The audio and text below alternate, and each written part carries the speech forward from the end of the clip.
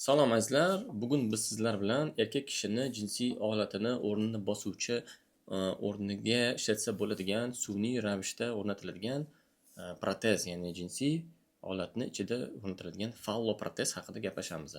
Umuman falloprotez, fallos bu jinsiy olat degan, jinsiy lotin tilidan olinganda va falloprotez olatni ichidagi jinsiy sun'iy vosita va u haqida ko'rib chiqamiz. Bu narsa umuman erkak kishini jinsiy olatiga qanday amalga oshiriladi, qanaqa qo'yiladi.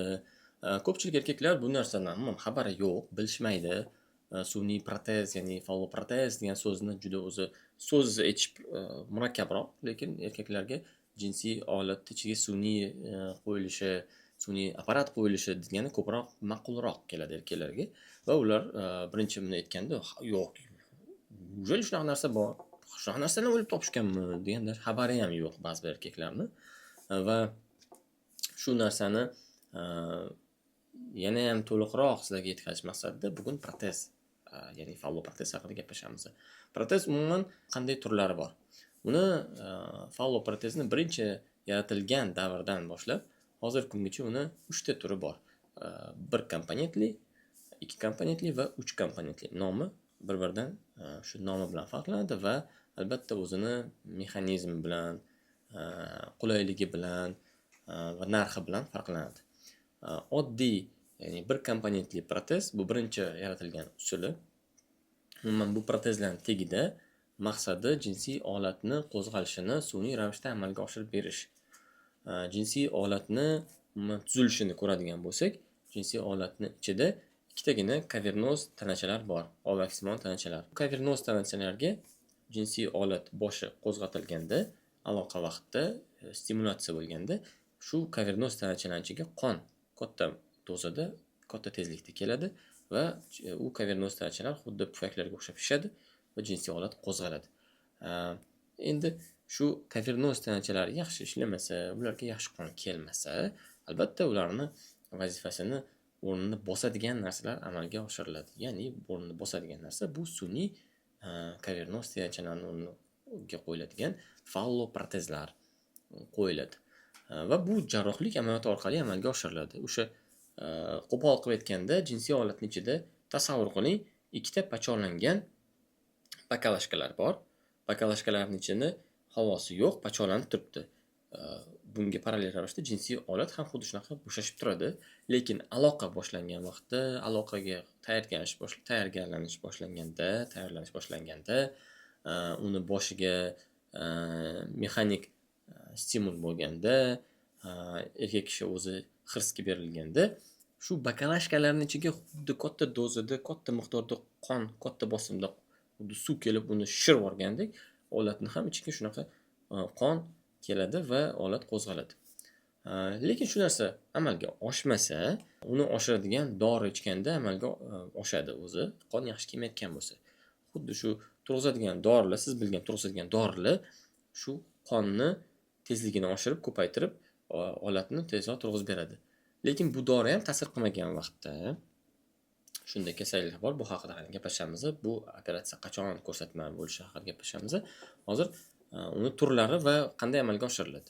Bu operatsiya jarrohlik yo'li bilan amalga oshiriladi, falloprotezlash operatsiyasi deyiladi va bemorni imkoniyatidan, bemorni holatidan, yoshidan, olatni o'lchamidan kelib chiqqan holda komponentlilari tanlanadi. Bir komponentlimi, 2 komponentlimi yoki 3 komponentlimi.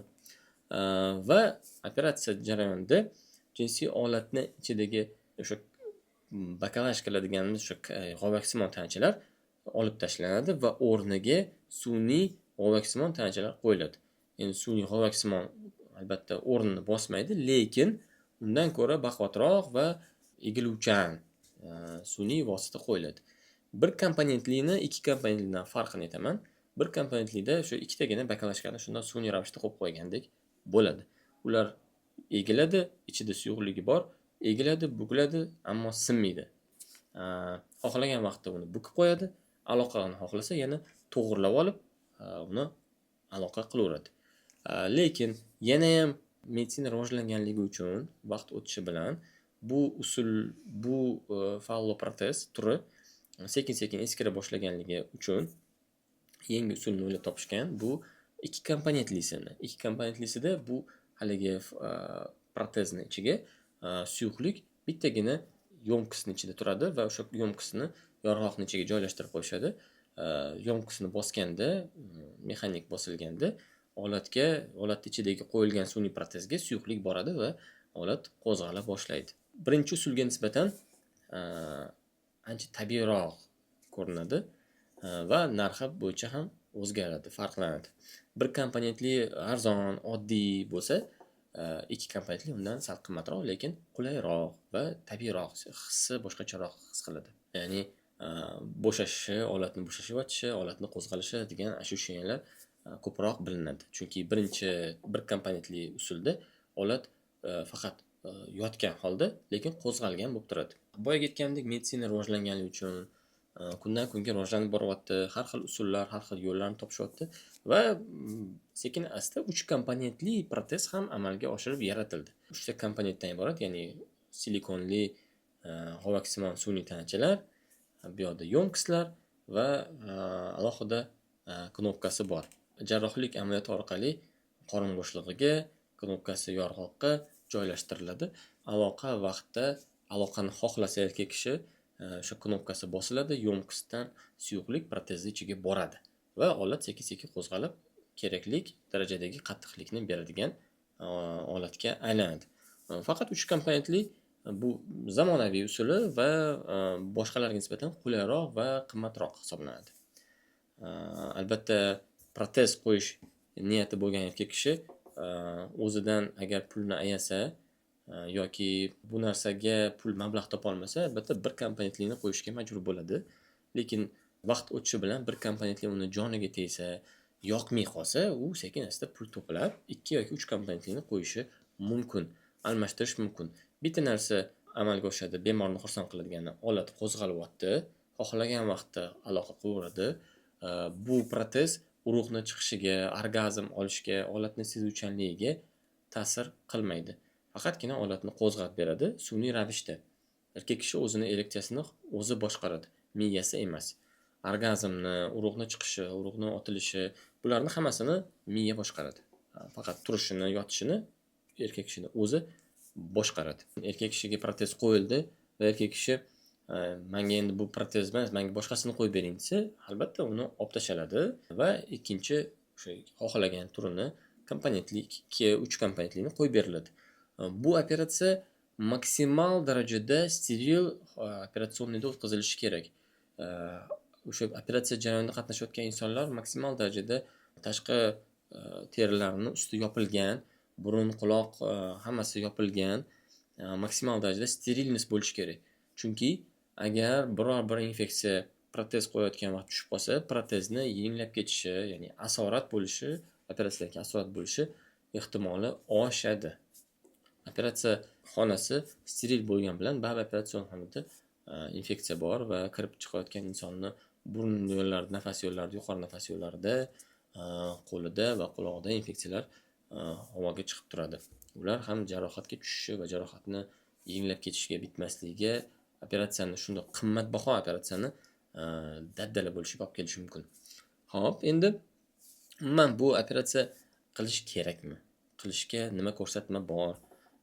Bu hamma erkak kishiga, olat turmayotgan erkak kishiga qilish kerakmi degan narsaga javob beramiz. Bu operatsiya eng oxirgi vaziyatda qilinadi. Ya'ni erkak kishida agar jinsiy holat yaxshi qo'zg'almayotgan bo'lsa, birinchi navbatda unga boshqa variantlar taklif beriladi. Sabablari aniqlangandan keyin.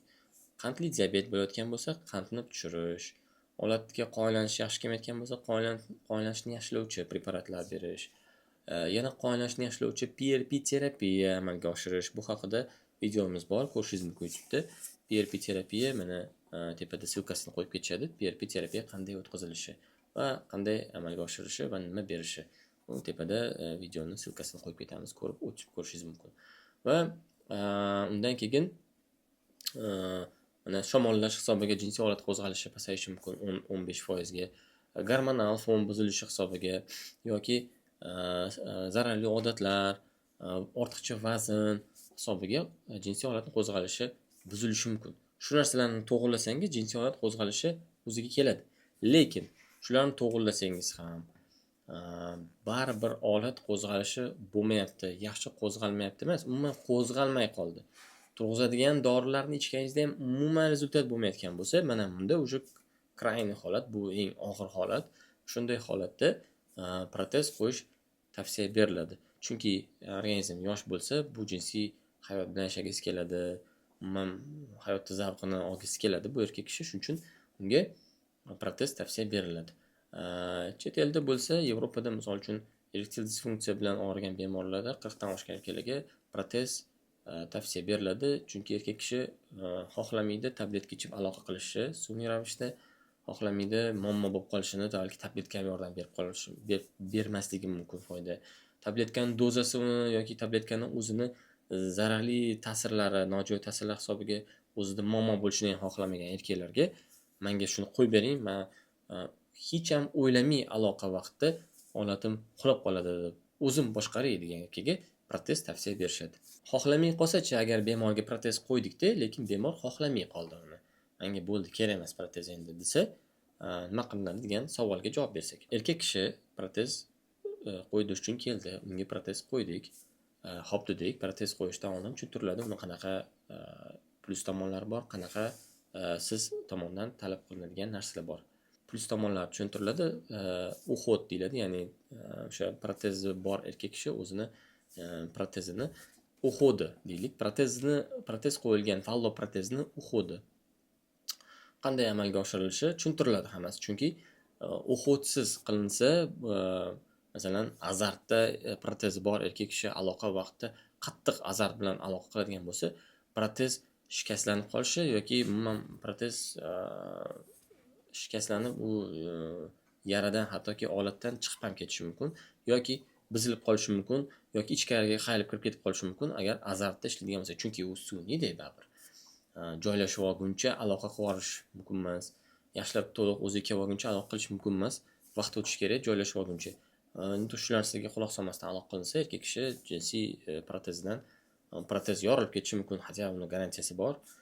U o'sha spirallar yechilib ketishi mumkin, ichidagi yo'mqisdan ulangan shlankasi chiqib ketishi mumkin, tanaga fiksatsiya qilingan joydan surilib qolishi mumkin, olatni boshchasidan yirtib chiqib ketishi ham mumkin. Bunaqa asoratlar 100 tadan bittada kuzatilishi mumkin, lekin shunaqa holatlar bo'ladi deb tushuntiriladi. Shuning uchun uhod qiling deyiladi, o'zingizga ehtiyot bo'lib aloqa qilasiz deyiladi. Endi erkak kishi qo'ygandan keyin kelib menga bo'ldi, yoqmadi bu, olib tashlaylik buni desa, olib tashlash mumkin, lekin avvalgi holati, ya'ni olatining turishini tabiiy holatiga qo'yib bo'lmaydi. Unga faqatgina bu protezni olib tashlab, yengisiga o'zgartirish mumkin. 3 komponentlimi, 2 komponentligi agar 1 komponentli bo'lsa.